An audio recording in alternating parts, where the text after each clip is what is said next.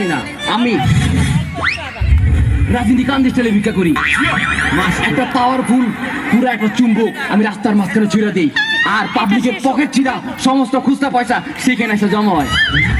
কিন্তু একটা প্রবলেম আছে, সেদিন একটা পাওয়ারফুল চুম্বক আমি রাস্তায় ছুটছি, সাথে সাথে দুটো সুন্দরী মাইয়া মুখ থুবড়াইয়া উঠে উপরে পড়ছে। বলুন তো কেন? কেন? এত বড় বড় কানে লোহার রিং পরে ঘুরতেছিল, আমার কি দোষ? আল্লাহকে নাম पे कुछ दे दे बाबा, আল্লাহকে নাম पे कुछ दे दे। এগুলো আমি ভিক্ষা করি, কেউ 2 টাকা দেয়। সেদিন আমাকে কোথাও আমার দুটো সোনা চুল দিয়ে গেছে। আমরা ছোট ছোট ছেলেমেয়েরা আমাদের একটা পার্টিসিপেট লেখা আছে, তার কিছুক্ষণ পর আমার সুমন দাইছে। আমি বললাম ভাই আমরা কিছু ভিক্ষা দেন। এই শুনে সুমন দা করলো, হতচ্ছাড়া আমি দিতে না, আমি আমার জিনিসগুলো ফেরত লইতে আইছি।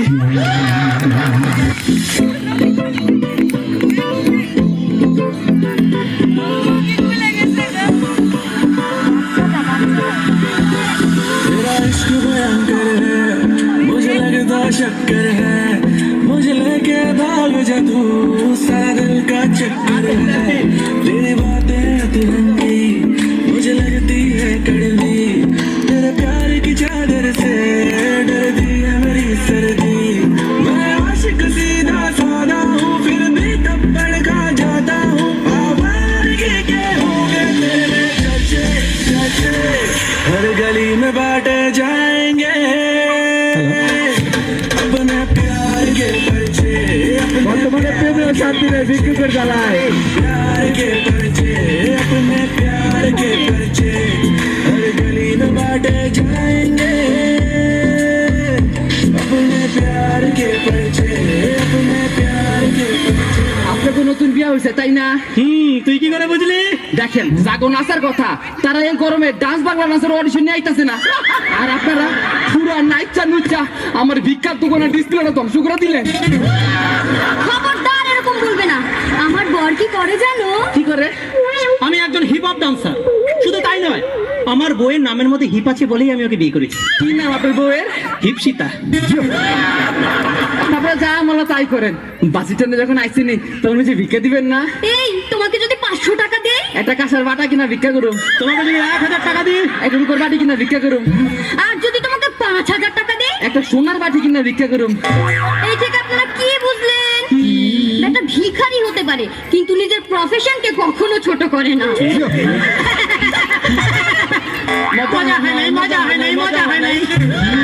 এটা কি হলো? 5 লাইনটা যা বাজে ভাবে কইলেন, কেউ তো মজা পাইলই না, তাই আমরা ওইটা বলে একটু মজা পাইলাম, মজা পাইলাম, মজা পাইলাম। ও মা কি সুইট, কত সুন্দর করে আমাকে অপমান করলো। এই তোমার চশমাটা ওকে দিয়ে দাও। তুমি যখন বলছো কি দিয়ে দিচ্ছি। দেখ ভাই চশমাটা নিচ্ছিস নে, কিন্তু একটা কথা মাথায় রাখিস, সেটা যেই সেই চশমা নয়, এটা ম্যাজিক চশমা। এটা বললে তোর সামনে সবাইকে 5 গুণ বেশি ওজনের দেখাবে। ও মা তাই দেখি। আল্লাহ রে,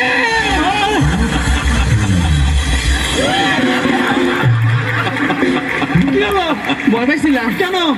হঠাৎ যদি দেখেন আপনার পাশে দেবজানি দিয়া শুভঙ্করটা ডুয়েট করতেছে, আপনার ভয় পাইবেন না? ও মা তোমার কথার টাইমিং কি সুন্দর। তোমার ঘড়ি আছে? বেবি ঘড়িটা দিয়ে দাও। 3.5 লক্ষ টাকা দামি ঘড়ি, এটা তুমি ওকে দিয়ে দিতে বলছো? তুমি কি পাগলি? চুপ, একটা কথা বলছি তো।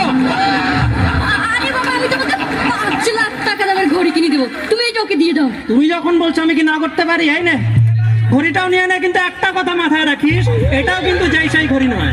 এই ঘড়ি একটা রেকর্ডিং ঘড়ি, কোনো কিছুর সামনে ধরলে সেটা সব ভিডিও রেকর্ড হয়ে যায়। ও মা তাই দেখি। হ্যাঁ। এ মা এসব কি দেখাইতাছে?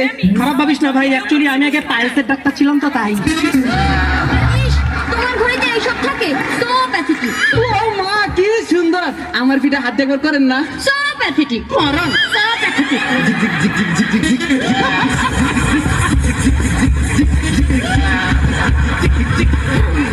ম্যাডাম আপনারা ফ্রিতে ট্রেনে চড়াইলাম, আমার কিছু দিবেন না? হ্যাঁ দেবো তো, কিন্তু তোমার কি দেই কি দেই কি দেই?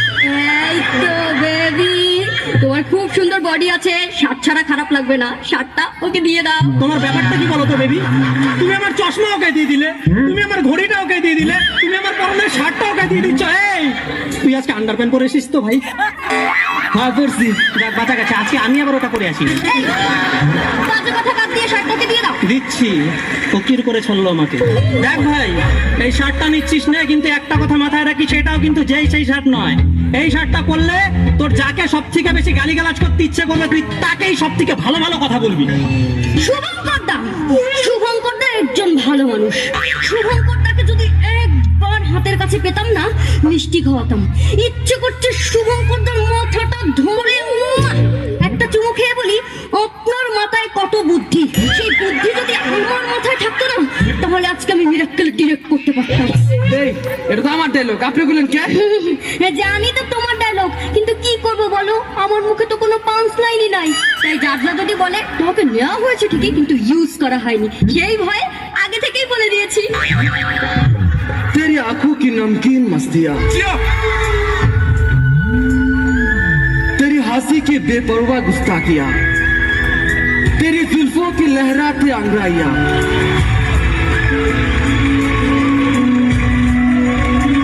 नहीं भूलूंगा मैं जब तक है जान, जब तक है जान, जब तक है जान।